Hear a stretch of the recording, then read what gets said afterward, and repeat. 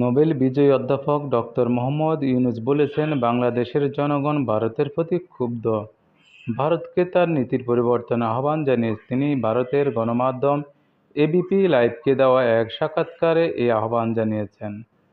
ইউনূস বলেন, ভারত শেখ হাসিনার প্রতিটি নির্বাচনে কারচুপি করার পদ্ধতিকে সমর্থন করেছে, আর এই জন্য বাংলাদেশের জনগণ ভারতের প্রতি ক্ষুব্ধ।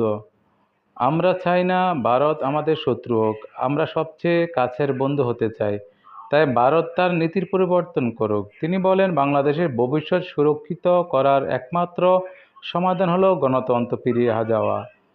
তিনি চান দেশে অবাধ ও সুস্থ নির্বাচন হোক, শেখ হাসিনার আমলে যেটি দীর্ঘকাল ধরে হয়নি। ছাত্র আন্দোলন বিষয়ে ভারতের ভূমিকা অসন্তুষ্ট জানিয়ে ডক্টর ইউনূস বলেন, বাংলাদেশের প্রতিবেশী হয়েও ছাত্র আন্দোলনের বিষয়টি ভারত বাংলাদেশের অভ্যন্তরীণ বিষয় বলে অভিহিত করেছে। নরেন্দ্র মোদী